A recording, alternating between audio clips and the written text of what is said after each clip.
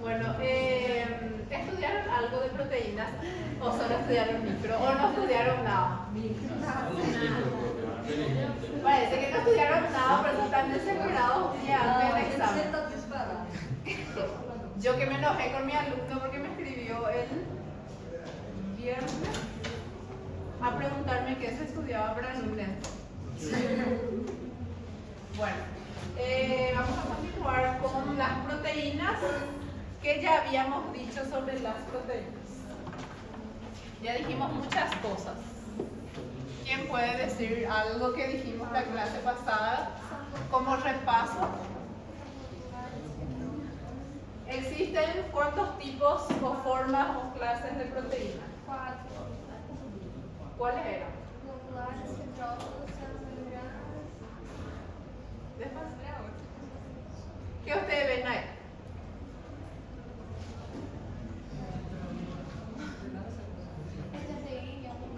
Hoy vamos a hablar sobre las estructuras de la proteína. La estructura primaria, la estructura secundaria, la estructura terciaria y la estructura cuaternaria. ¿Qué sería la estructura primaria?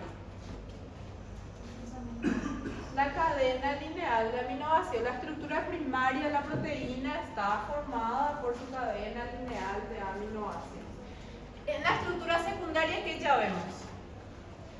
Ya hay pliegue de la proteína, o sea, ya hay formando cadenas, ¿sí? O sea, se está plegando la proteína.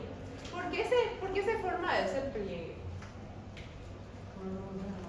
Por los enlaces o los puentes de hidrógeno entre las cadenas de aminoácidos, ¿sí? Y luego ya tenemos la estructura terciaria donde hay un pliegue mayor de esta proteína. O sea que hay más enlaces entre los residuos de aminoácidos. Y luego en la estructura cuaternaria que ya tenemos más de una cadena de proteínas, ¿sí?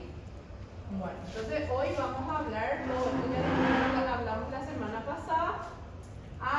Antes de entrar en estructura nos habíamos quedado en ciclo de vida de la proteína. Antes de entrar en ciclo de vida de la proteína, quería mostrarles esto. ¿Qué era esto? Varias veces le hablamos sobre esto. ¿Cómo?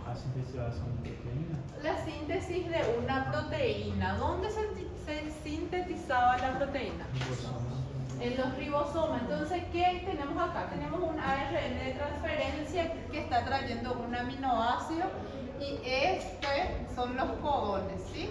Entonces, este aminoácido va a leerse y va a ir formando la cadena de aminoácidos, que sería ya la proteína. Entonces, acá tenemos el núcleo de la célula, donde está la cadena de ADN. ¿Se acuerdan que les dije que donde va a haber la transcripción, la cadena se tiene que abrir?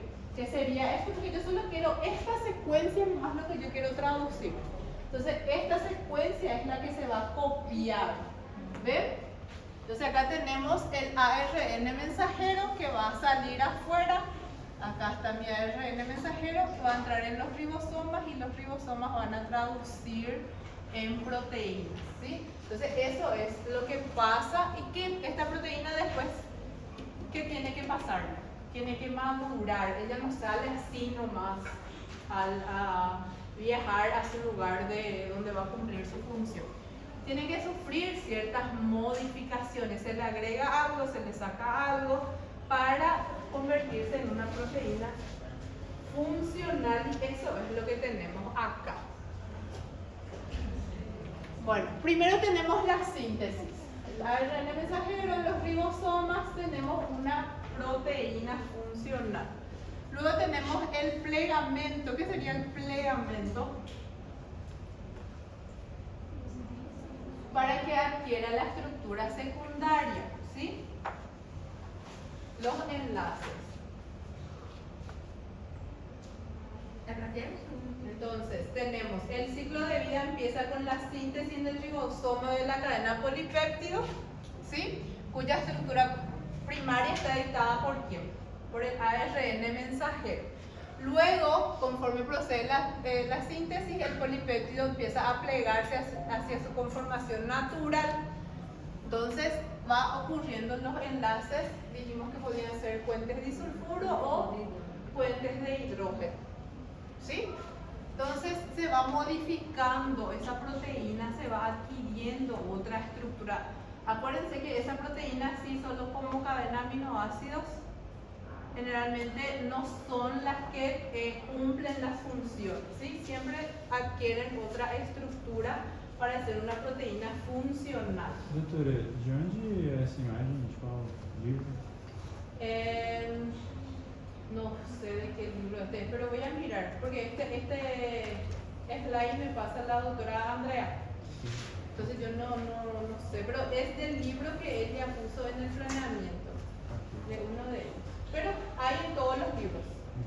No así con estos colores, pero hay ciclo de vida de la proteína en todos los capítulos de proteínas de cualquier libro. Es lo mismo. Y acuérdense que siempre va a ser la misma cosa, por más que cambie el autor o el libro, el ciclo siempre va a ser el mismo. Va a cambiar algunas cosas en la explicación, pero el contenido en sí no. ¿Sí? Bueno, les dije que puede haber modificaciones. ¿Qué serían modificaciones? Se va a acetilar, se le va a agregar un grupo, se le va a sacar. Acá podemos ver que se le añadió un ácido graso, ¿sí? Entonces, ¿para qué? Dependiendo de la función que va a cumplir esa proteína. Las modificaciones pueden, por ejemplo, fijar una molécula de ácido graso para traslocar a la proteína hacia una membrana. Las proteínas o las lipoproteínas, que son las que están unidas con lípidos, son las proteínas de ¿dónde? De las membranas plasmáticas, ¿sí? Entonces acá tenemos la adición de un ácido graso y ya llegó la proteína a su sitio de acción o donde va a ser una proteína funcional. Yo tengo otra clase.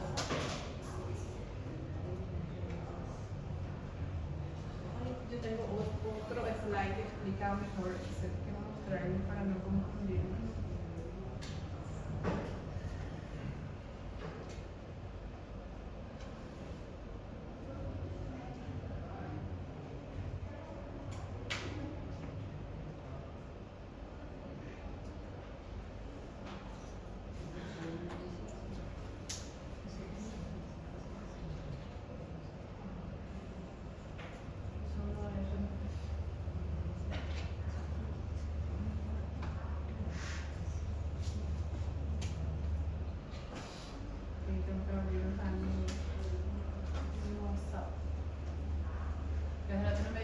Abierto ahí en la pantalla.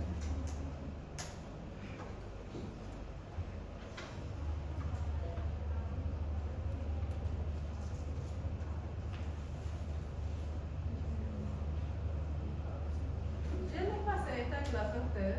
No, era solo acerca de la destructiva de microbiología, pero no hace falta. Ah, ok.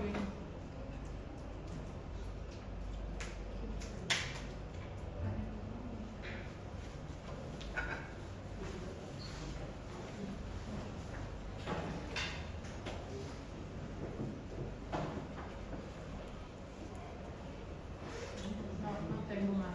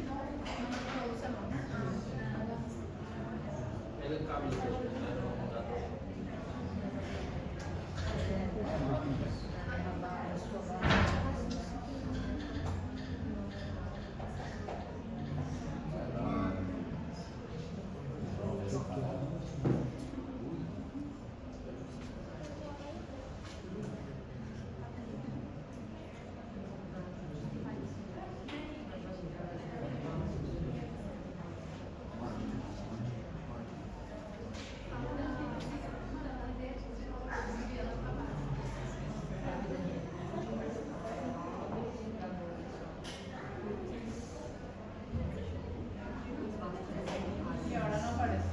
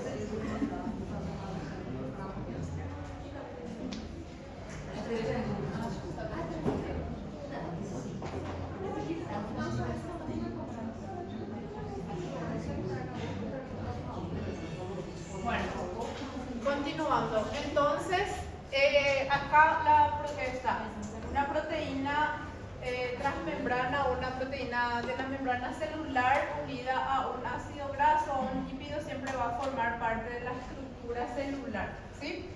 Podemos tener la activación de esa proteína para que pueda transformarse en quién. Acá dice, la proteína puede unirse a un factor alostérico. ¿Para qué? ¿Qué es factor alostérico? ¿De qué les hace acordar eso? ¿Quién tiene un factor alostérico? Para transformarse en una enzima. ¿Qué hacen las enzimas? Catalizan reacciones, ¿sí? Entonces, si tiene un factor alostérico, ¿para qué era el factor alostérico? ¿Para unirse a quién? A su sustrato. Entonces, una vez que se une a su sustrato, esa proteína puede actuar como una enzima. Entonces, ya tiene su función. Una vez que esta proteína cumpla su función, puede tener varias funciones. Puede transformarse en una inmunoglobulina, puede ser una proteína de la membrana celular, puede ser estar dentro de los glóbulos rojos, o sea que dependiendo de la función que va a requerir es lo que se le va a agregar su grupo. ¿Cómo se llamaba?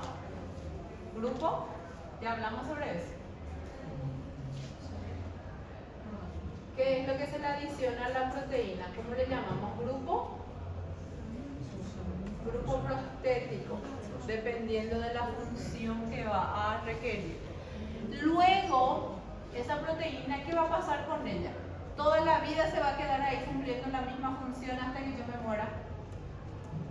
No, esa proteína envejece y tiene que eliminarse, ¿sí? ¿Cómo envejecen las proteínas? Generalmente, después de un lapso de tiempo, se le agrega o se van agregando moléculas de ubiquitina, ¿sí? Eso hace con que la proteína sea reconocida por las moléculas que la van a degradar. Entonces las proteínas cumplen su tiempo de vida o su función, luego se le agregan moléculas de ubiquitina, ¿sí? Y luego de eso, cuando ya están marcadas por estas moléculas, se van a degradar. ¿Y qué pasa con cómo se degrada la proteína? ¿Qué pasa con ella? Sí. Le marca y le lleva, ¿sí? O sea que la ubiquitina lo que hace es marcarla para que pueda ser reconocida por sus transportadores. se unen a ellas para viajar a su degradación. ¿Y cómo se degradan las proteínas? Rompiéndose ¿en qué? En los aminoácidos otra vez. Entonces ahí tenemos otra vez aminoácidos libres que se pueden utilizar otra vez para la síntesis de más proteínas. O sea que se reutiliza esos aminoácidos, se reutilizan otra vez para la síntesis de otras proteínas.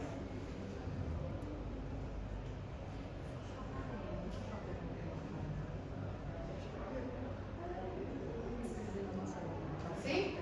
Bueno, entonces eso sería la síntesis o todo el camino, el viaje que hace la proteína para cumplir su función.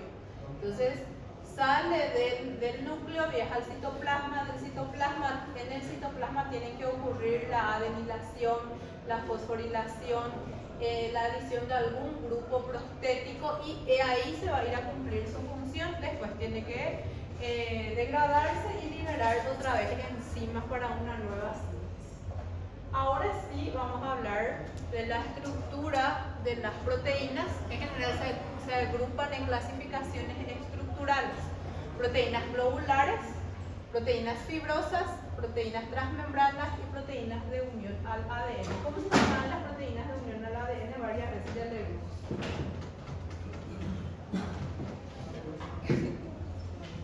¿Cómo se llamaban? Histonas. Siempre le pregunto la misma cosa. Bueno, ¿qué son las proteínas globulares? ¿Qué dijimos hace rato? ¿Cómo están formadas estas proteínas globulares? ¿Qué ustedes ven ahí en la estructura? ¿Cómo? Son irregulares, ¿qué más? ¿Sí? Tienen más de una cadena o sea que hay más de una cadena de aminoácidos ahí, ¿sí? Entonces ven que tenemos varios colores, cada color representa una cadena de aminoácidos distintos. Ejemplo, la hemoglobina y las inmunoglobulinas son proteínas globulares. Luego tenemos las proteínas fibrosas, son geométricamente lineales, dispuestas alrededor de un solo eje y tienen una unidad de estructura repetitiva. ¿Sí? Ejemplo, el colágeno, la elastina.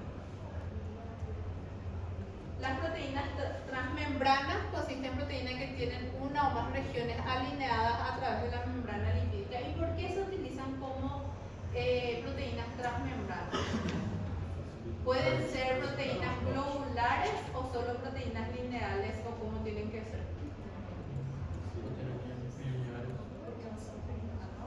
Son como un canal, pero tienen una estructura, la mayoría tienen una estructura secundaria. ¿Por qué tienen una estructura secundaria? ¿Cómo era la estructura secundaria? Como un hélice, ¿sí? Entonces forman esa estructura secundaria y adentro de ellas, en el medio de ellas, es lo que se utiliza como un canal. Y las proteínas de unión al ADN son proteínas que tienen dominios de unión y por lo tanto tienen una afinidad específica por el ADN. Hay muchísimas proteínas de uniones a ADN. Una de ellas son las histonas, luego están los factores de transcripción, los factores de activación, todas ellas ¿para qué? Para estimular algunas el empaquetamiento y otras no. No solo sirven para estimular el empaquetamiento, algunas lo que hacen es estimular la transcripción, o sea, abren las cadenas de ADN para que éstas se puedan transcribir. ¿Qué es lo que hace que una proteína, sea una enzima, una hormona, una proteína estructural, un anticuerpo? ¿Cómo se diferencian? Generalmente lo que hace que ellas se identifiquen como una proteína, una enzima, una hormona, una proteína transmembrana es su estructura, ¿sí? O sea que depende de su estructura. Acá podemos ver las hormonas, generalmente son proteínas más complejas, globulares. Las proteínas transmembranas ya vimos. Doutora, a gente pode dizer que é o grupo prostético que define também? Exactamente, el grupo prostético dijimos que define la función de la proteína. Si el grupo prostético que se le añade a mi proteína es un grupo hemo, yo ya sé qué función va a cumplir.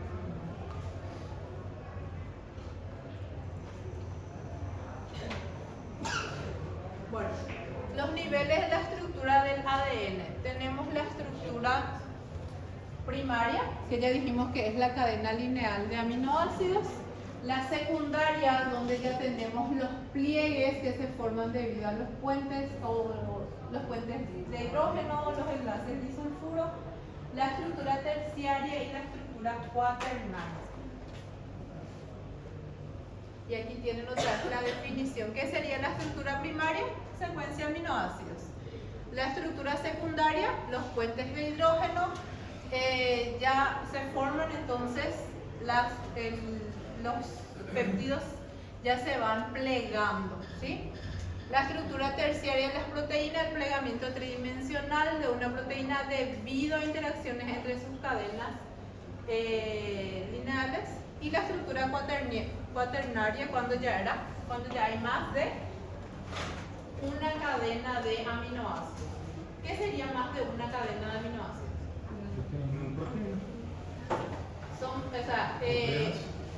No es solamente una secuencia repetida, una cadena lineal. Tenemos varias cadenas de aminoácidos para formar la estructura cuaternaria. Bueno, entonces vamos a hablar de la estructura primaria. Es la secuencia de residuos de aminoácidos, entonces, que ya vimos. Entonces acá tenemos una secuencia de aminoácidos y acá tenemos otra secuencia de aminoácidos. Esse S em laranja ele é a ponte de hidrogênio? No, ese es puentes disulfuro. E aí se trocar de lugar, mesmo que aminoácido, ele já troca também a função. Não entendi. Essa ponte de sulfuro, se ele trocar que seja para um lado ou para o outro, ele já muda a função da proteína. Sí, o sea, ahí lo que está pasando es que hay dos cadenas de aminoácidos unidas por puente disulfuro. O sea que no hay ningún cambio en el aminoácido, me está diciendo. Sí. No, acá no hay cambio de aminoácido. Acá lo que está pasando es que esta cadena de aminoácidos de arriba tiene un residuo de cisteína. Y esta también, entonces pueden formarse puentes disulfuro entre las dos y unir estas dos cadenas de aminoácidos. Pero ahí deja de ser. Esta es una estructura primaria, solo esta es otra estructura primaria, ¿sí? Entonces ahí ya son dos cadenas de aminoácidos. Cada proteína tiene un número de secuencias definidos distintos del residuo aminoácido. Ella determina la forma en la que se pliega, o sea que dependiendo de la cantidad o dependiendo de qué aminoácido hay en esa estructura lineal, va a ser la forma con la que se va a plegar esa cadena, ¿sí? De ella va a depender la forma de su estructura secundaria o terciaria. ¿Por qué? Porque, por ejemplo, si no hay ningún residuo de cisteína o ningún otro aminoácido que tenga azufre o ácido sulfúrico, ¿cómo se van a unir? ¿Cómo van a formarse los puentes disulfuro? No se van a formar, ¿sí? Entonces depende de sus residuos o de qué aminoácidos hay en esa cadena lineal para saber qué tipo de estructura va a adquirir.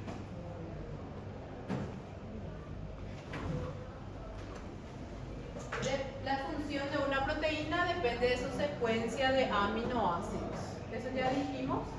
El ser humano tiene unos 25.000 genes que codifican un número muy superior de proteínas diferentes. Si tengo 25.000 genes, obviamente tengo más proteínas que eso.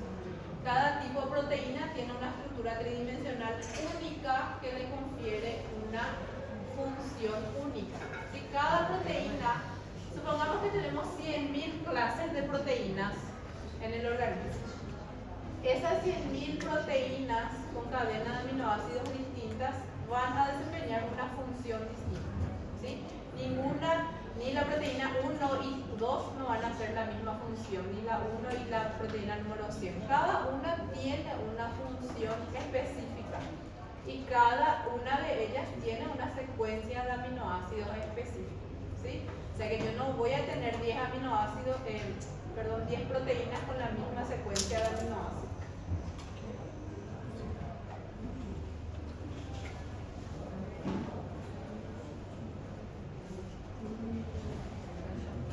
caso de la ubiquitina, una proteína que tiene 76 residuos aminoácidos, está implicada en la regulación de la degradación de otras proteínas.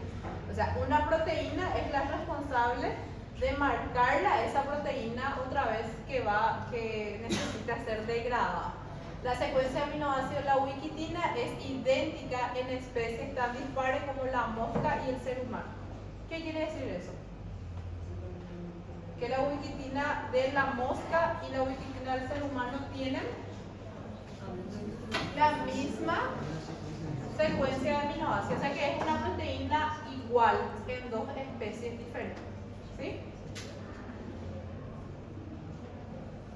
Las proteínas con funciones diferentes siempre tienen secuencia de aminoácidos diferentes, obviamente. Se han correlacionado miles de enfermedades genéticas con la producción de proteínas defectuosas. Eso también ya hablamos la clase pasada, ¿verdad? Que cuando cambia, existen dos situaciones en las que puede cambiar ese aminoácido por uno similar, por un aminoácido similar, donde no se ve afectada la función y la estructura de la proteína, ¿sí? Puede pasar eso. Pero en la mayoría de los casos, cuando se cambia por un aminoácido muy diferente o cuando se saca ese aminoácido, definitivamente se corta esa parte de la proteína, ahí es donde aparecen los defectos o las proteínas infuncionales, ¿sí? Entonces, el defecto puede ir desde un único cambio en la secuencia de aminoácidos. ¿Qué quiere decir eso? Un aminoácido nomás se cambió por otro, solamente uno, ¿sí? Y ahí ya aparece una de las enfermedades, es la anemia falciforme. ¿Qué clase es la hemoglobina del ser humano? ¿Cómo le llamamos a la hemoglobina? ¿Hemoglobina? A, B, C, D, E, F, G. Hemoglobina alfa, hemoglobina beta, hemoglobina... Nunca escuché eso. No, no puede ser. Claro que sí. ¿Quién dijo? ¿Alguien respondió por ahí? No fue un grito. Hemoglobina beta, ¿sí? Y está la hemoglobina S, que es la hemoglobina de la anemia falciforme. ¿Qué pasa en la hemoglobina S? En la anemia falciforme. Generalmente los glóbulos rojos son redonditos cóncavos, es un disco cóncavo, ¿sí? Sin núcleo. Y en la anemia falciforme, los glóbulos rojos tienen esta forma. Cuando cambian de forma los glóbulos rojos por culpa de la estructura de la proteína o por culpa de la estructura de la hemoglobina, por un cambio en un aminoácido, este glóbulo rojo que debía ser un disco bicóncavo así, capaz de transportar oxígeno, se transforma en este glóbulo rojo que es incapaz de transportar oxígeno, ¿sí? ¿Y qué es lo que pasa? Cambio de glutamato por valina, ¿sí? Entonces yo tengo la secuencia de mi ARN mensajero normal que codifica un glutamato, es un codones de, ¿cómo se llama esto? Guanina. Bueno, estos tres codones, una secuencia guanina, adenina, adenina, codifica un glutamato, ¿sí?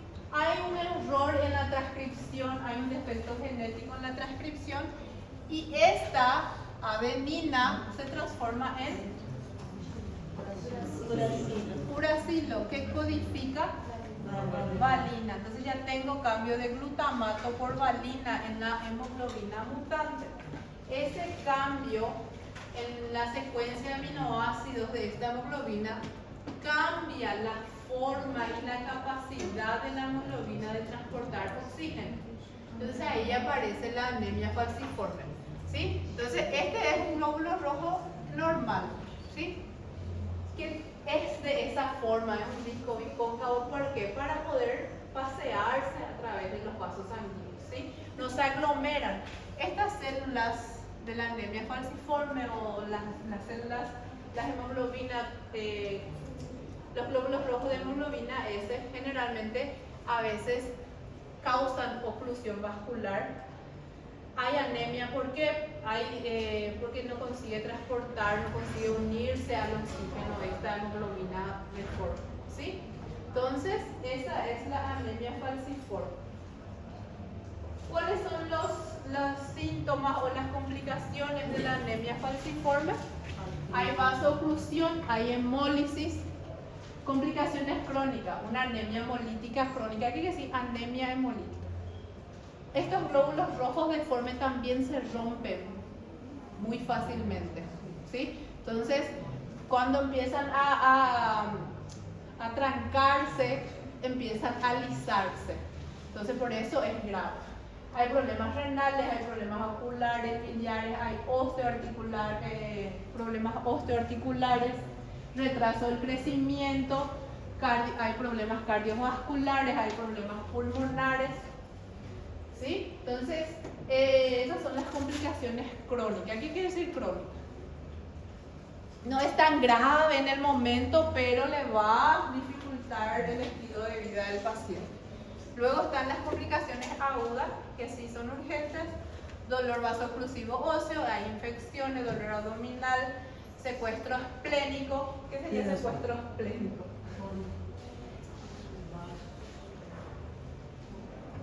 Cuando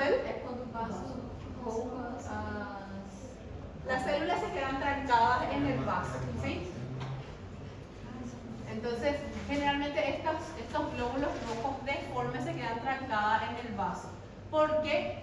Porque los glóbulos rojos viajan al vaso para morir, entonces todos estos glóbulos rojos deformes se van a ir al vaso y ahí se van a trancar. Accidente cerebrovascular agudo,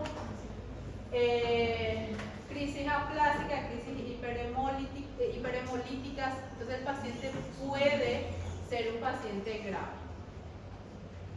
¿sí? Luego, ese sería defecto en un solo aminoácido. ¿Ven cómo puede ser grave? Solo un aminoácido cambiar glutamato por valina y ya tenemos todas estas complicaciones en el paciente.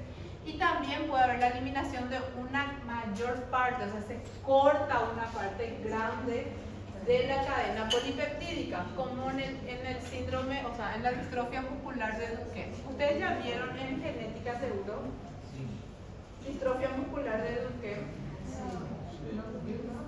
¿No? ¿Qué pasa en la distrofia muscular? Antes de mostrarles los síntomas, le voy a mostrar. Bueno, esta es la secuencia, una secuencia de aminoácidos de mi proteína, la distrofina. ¿Cuál es la función de la distrofina? ¿Cómo? Su función sería los músculos. En los músculos. O sea, lo que hace la distrofina es conectar al músculo esquelético con la membrana celular, ¿sí? O sea, que es responsable de la contracción muscular. Bueno, entonces esta es su secuencia de aminoácidos, ¿sí? Un ejemplo de 1 al 79, ¿verdad? Con números. Hay una parte del segmento 12, un exón entero, se corta, ¿sí? Entonces yo no tengo esta sección de la cadena de aminoácidos. ¿Qué pasa ahí? Tengo una proteína disfuncional, ¿sí? ¿Y qué pasa entonces si la distrofina, que es responsable de la contracción muscular, no está?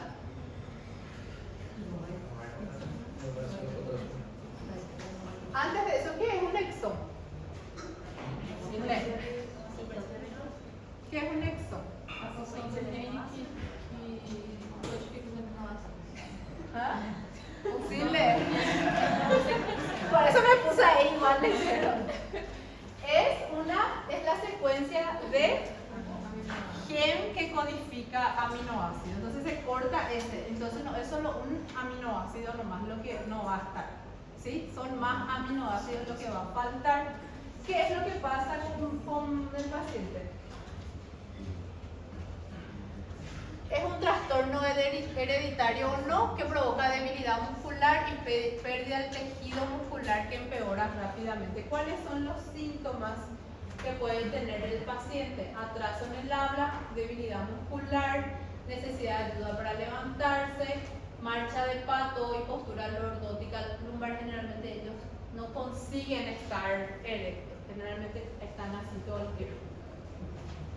¿Ya vieron algún niño que camina por la punta de los pies todo el tiempo? Entonces, en la mayoría de los casos, empieza a aparecer esos síntomas de los 2 a los 5 años, donde estos pacientes tienen déficit de esta proteína. Dificultad para saltar, correr, dificultad para el lenguaje, reducción de la función del corazón, debilidad del diafragma, retraso psicomotriz, pérdida de masa muscular, huesos débiles y frágiles. Es causado por un gen defectuoso para la distrofia, ¿sí? Bueno,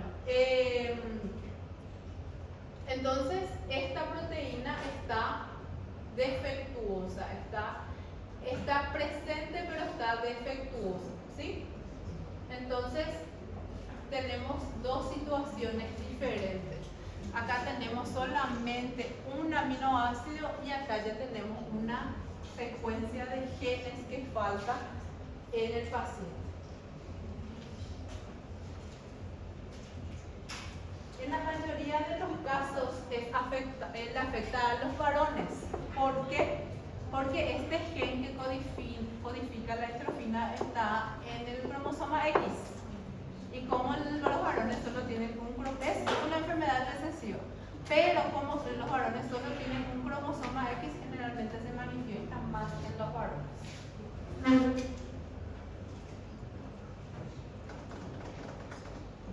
Bueno, pero también está el polimorfismo. ¿Qué sería el polimorfismo? Son mutaciones puntuales, pero no hay una consecuencia grave en la función de la proteína, ¿sí? Generalmente son mutaciones puntuales donde cambia un nucleótido del ADN. Este pequeño cambio puede generar una variante de la proteína, pero no causa una proteína infuncional. Es frecuente en la población, no siempre produce enfermedad, puede generar variantes normales y contribuye a la diversidad genética. O sea que están los casos donde sí el cambio de un aminoácido cambia la función de la proteína y existe el polimorfismo en la estructura primaria donde el cambio de un aminoácido no afecta la función de la proteína. Pero ¿qué tiene que pasar ahí? ¿Cómo tiene que ser ese cambio?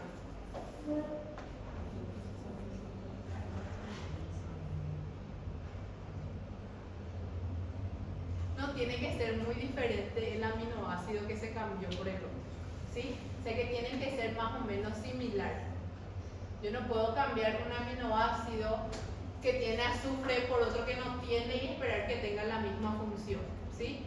O un aminoácido que tiene más de una estructura cíclica por otro que no tiene y esperar que cumpla la misma función. Generalmente el polimorfismo se da cuando los cambios no son muy grotescos, ¿sí? Entonces cuando son aminoácidos similares, ¿está bien? Entonces este polimorfismo contribuye a la diversidad genética. Por ejemplo, les voy a dar un ejemplo de polimorfismo del grupo sanguíneo. ¿Cuántos grupos sanguíneos ustedes conocen del sistema agua? 3. ¿Sí?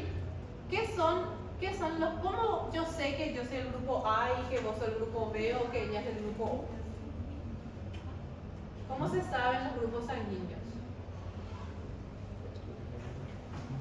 Por algunas proteínas presentes en la superficie de los glóbulos rojos, ¿sí? Este es mi glóbulo rojo. Yo tengo una proteína denominada A en la superficie, por eso yo soy del grupo A. Este es el grupo del paciente, el glóbulo rojo del paciente, que es grupo sanguíneo B. Es una proteína de la superficie de los glóbulos rojos, tienen estructura similar, solo que son diferentes. Esta es A y esta es B. Ese es un ejemplo de polimorfismo, ¿sí? Y los del grupo O. ¿Qué pasa con los pacientes que son O? No tiene esa proteína. No hay esa proteína en la superficie de los glóbulos rojos del paciente. Entonces el sistema AGO es un ejemplo claro de polimorfismo, ¿sí? es el sistema RH, o sea que yo puedo tener una proteína denominada B y una proteína denominada RH. Los que tienen esta proteína RH son RH positivos, los que no tienen son RH negativos. O sea que lo que hacemos cuando hacemos la tipificación sanguínea es ver si está presente esa proteína o si no está presente esa proteína, ¿sí? Pero es un ejemplo claro de polimorfismo. Entonces, ¿cuáles son las diferencias entre un polimorfismo y una mutación? El polimorfismo es común en una población, ¿sí? Porque acá, si somos 80, no vamos a ser los 80 del mismo grupo sanguíneo, ¿sí? Va a haber una variación. Generalmente no causa enfermedad y produce diversidad genética, como el ejemplo del grupo sanguíneo. Ya la mutación, los cambios son raros, las mutaciones genéticas no son muy comunes. Puede causar enfermedad y puede alterar la función de la proteína, ¿sí? Entonces esas son las diferencias entre polimorfismo y mutación. Bueno, luego está la estructura secundaria. Esta es mi estructura primaria, mi cadena aminoácida. Se forma la estructura secundaria por los puentes de hidrógeno. ¿Y cómo se formaban los puentes de hidrógeno? Vamos ya a poner en la estructura de las proteínas, en la cadena aminoácidos, entre quién y quién se va a formar los puentes de hidrógeno. Ahí pueden mirar, entre quién y quién se están formando los puentes de hidrógeno. Entre el hidrógeno de un grupo amino con el oxígeno del grupo carboxilo, ¿sí? Entonces así se forman los puentes de hidrógeno. Esta sería una cadena alfa cuando es helicoidal y la cadena beta es cuando no, generalmente la secuencia de aminoácidos pueden ser paralelas o no paralelas, ¿sí? Pero generalmente son planas, están en esta estructura así, una al lado de la otra directa. ¿Está bien? Pero la estructura secundaria se refiere a cualquier segmento específico de una cadena polipeptídica y la distribución espacial local de los átomos de su cadena principal sin tener en cuenta la conformación de sus cadenas laterales. Están las regulares y las no regulares. Las regulares son las alfa o láminas beta y las no regulares son las asas o flexiones o los giros beta. Bueno, ¿cómo se descubrió que el ADN tenía un hélice alfa? O sea, que era una estructura helicoidal. Ya leyeron esto seguro varias veces en algún momento de su vida. El ADN es un ejemplo claro de... Me cansé. Por eso me senté. Un ejemplo claro de estructura con hélice alfa. Necesitamos de un cargo. Cierto, yo me olvidé de eso hoy. Pero van a salir más temprano porque yo también estoy. Hasta ahí, ¿hasta qué hora es la clase? Un intervalo de 2 horas. ¿Hasta qué hora es? 6:40. Hasta ahora. A gente arredondou. Oi, a gente arredondou, né? De 7h40 Hasta las 7. Até 7. Eu Bueno. sou assim hoje que não vai. Pero yo creo que no vale más pena el receso ahora. Sí. Vamos a terminar nomás ya esta parte. Só não entendeu o recesso Y ahí mora, ¿verdad? E Bueno, no voy a enfocar mucho en esto. Lo que quiero que sepan es... Voy a cambiar el diapositiva porque este está muy grande.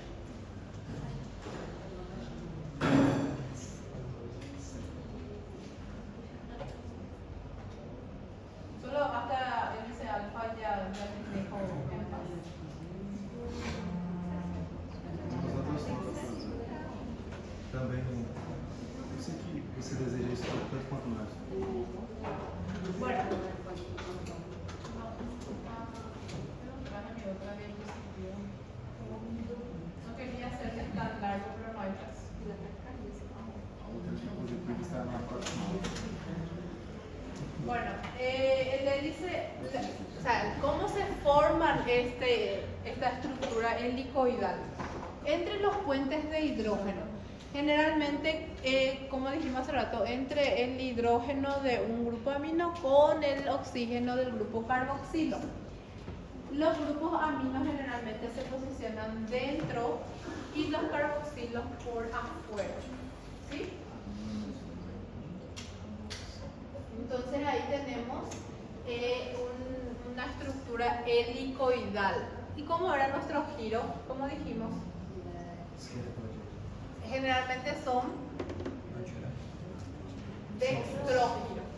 ¿Sí? Professora, disse o que o carboxilo é dentro e o outro? No, el grupo amino. Ah, tá. Aquí está lo que le dije. La estructura se encuentra estabilizada por un enlace de hidrógeno entre un oxígeno e hidrógeno del grupo amino, de un residuo aminoácido ubicado 4 residuos más lejos. ¿Cómo se forma entonces? ¿Por qué giran la molécula? Porque tenemos una cadena de aminoácidos, pero no es que un aminoácido ya se une con el siguiente. Cada 4 residuos de aminoácido hay esa unión de los puentes de hidrógeno para que pueda tener estos giros la molécula. ¿Sí? Cada vuelta sucesiva de la hélice se mantiene unida a las vueltas adyacentes mediante 3 o 4 enlaces de hidrógeno que proporcionan la estructura global. ¿Sí? Entonces, acá podemos ver, tenemos el hidrógeno del grupo amino con el oxígeno del grupo carboxilo, pero 4 residuos después, tenemos 1, 2, 3 y 4. Con el cuarto aminoácido que está después de él recién es el que se va a unir y por eso forma esos giros, ¿sí? No se une con el siguiente ni con el segundo. Si no, no tendría. Exactamente, entonces necesita tener una distancia razonable, que es lo mínimo, es 3 o 4 residuos de aminoácidos, ¿sí?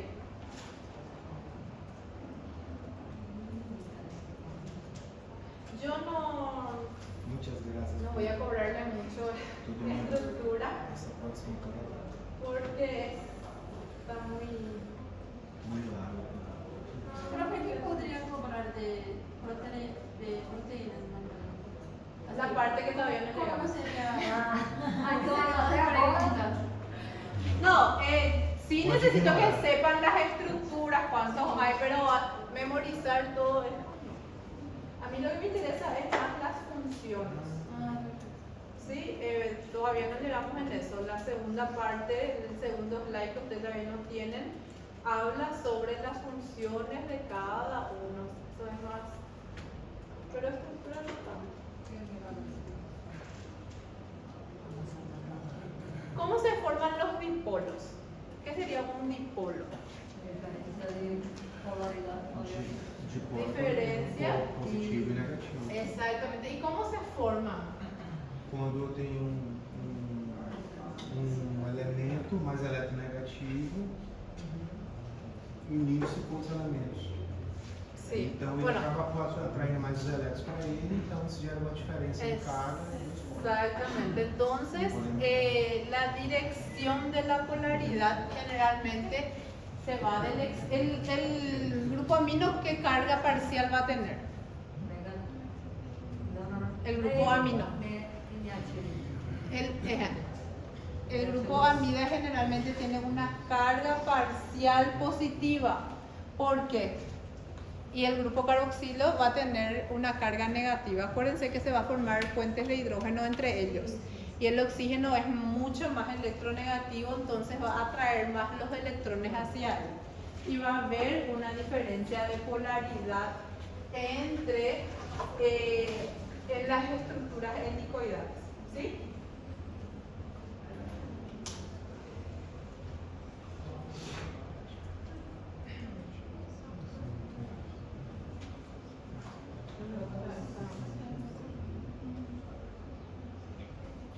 Y esa diferencia de polaridad o ese dipolo es lo que estabiliza las hélices. Tiene que haber una diferencia de polaridad para que esas hélices estén estabilizadas. ¿Qué va a pasar si no hay diferencia de polaridad? Se você trair fortuna, não é? Não há ligação. O sea, não há massa. No, o sea, va a haber, cuando hay enlace y hay un enlace convalente, generalmente hay diferencia de polaridad, ¿sí? Pero, ¿qué pasa si se anula esa polaridad? No va a haber estabilidad en el giro, ¿sí? O sea que los negativos tienen que estar atraídos con los positivos y los positivos, ¿entienden? Para que haya una estabilidad. Si no hay eso, no se va a formar la estructura helicoidal, ¿sí? Entonces tiene que haber una diferencia de polaridad, o sea que tiene que estar establecido el dipolo para que puedan ser estables esa estructura helicoidal, si no, no hay estabilidad. ¿Qué es lo que dice ahí? Si los dipolos de dos hélices coinciden con sus cargas eléctricas, ¿qué va a pasar si acá se queda un negativo? Pueden ver en la imagen, acá tenemos un positivo y un negativo en los giros. ¿Qué va a pasar si tengo positivo con positivo? Sí, se van a repeler. Acuérdense que positivo con positivo o negativo con negativo se repelen. ¿Y se va a formar la hélice, sí o no? No. ¿Sí? Tiene que haber. En esta imagen tienen negativo con negativo. No van a conseguir estar ahí juntos. ¿Sí? Entonces tiene que ser positivo con negativo. ¿Ven? Acá tengo un positivo y acá tengo el negativo. Positivo, negativo, para que se puedan atraer entre sí los enlaces y se pueda formar la hélice. Si yo tengo todas las cargas iguales juntas, se van a repeler los aminoácidos. Entonces se va a formar la estructura helicoidal. Entonces tiene que haber una diferencia de dipolo en los giros, ¿sí? Para que haya los giros. Si no, no hay giro.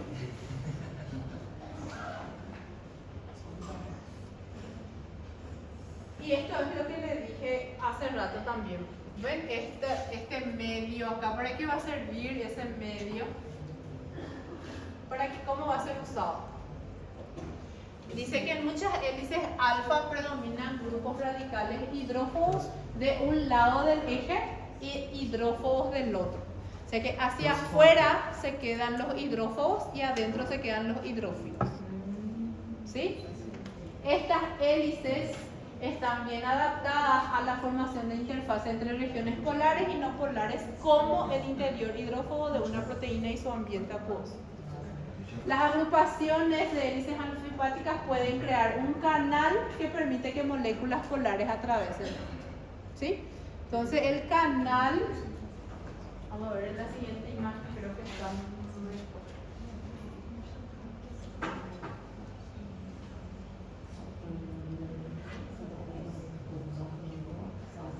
¿Sí? Bueno, entonces, sí. Sí, sí, no hay problema.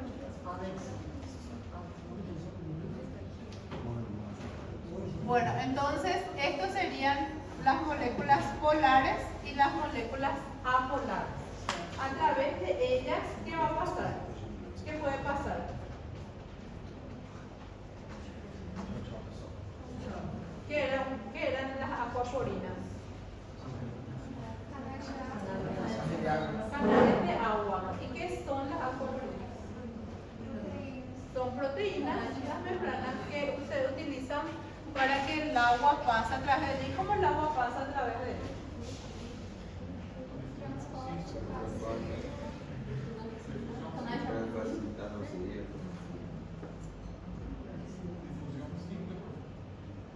¿Cómo se forma? Entonces acá tenemos un canal para el agua.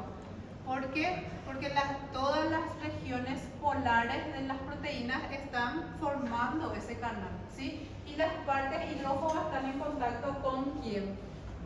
Con los lípidos. Y las partes polares se quedan juntas para formar un canal. Entonces así es como las moléculas de agua pueden entrar y salir de las células. ¿Y por qué todas las moléculas polares están hacia acá y por qué todas las moléculas polares están hacia allá? Porque el agua necesita pasar justamente por Necesita pasar, sí, pero ¿por qué? Porque um lado é hidrofílico e outro lado é hidrofílico. ¿Y cómo la proteína sabe que se tiene que ubicar así? También, pero acuérdense de los giros. En los giros generalmente todas las moléculas hidrófobas se quedan de un lado acá. Miren su imagen acá. Esta imagen pueden ver de hacia allá. Esperen que voy a volver.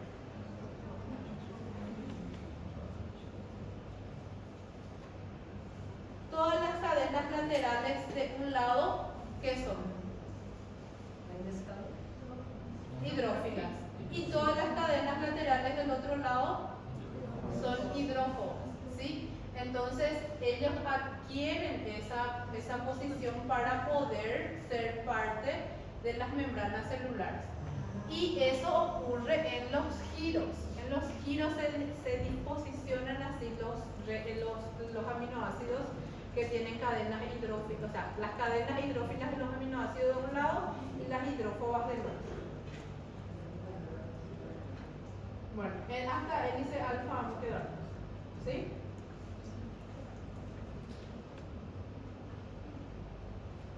Bueno, en la clase que ustedes tienen, que yo les pasé, está muy largo hélice alfa, ¿sí? Muy largo el rol. Entonces, yo voy a tratar de acortar algunas partes para la próxima para pasarle un slide modificado.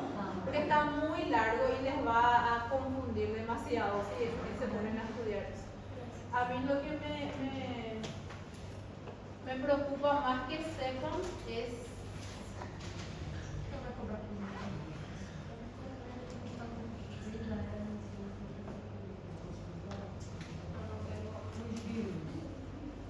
no tengo todavía en la compu pero es más las funciones, o sea, vamos a hablar de hemoglobina, vamos a hablar de la inmunoglobulina, vamos a hablar de otras proteínas que tienen una función biológica especial y fundamental. Entonces eso es lo que yo voy a pedirles que estudien más, ¿sí? Pero eso está en la otra cosa.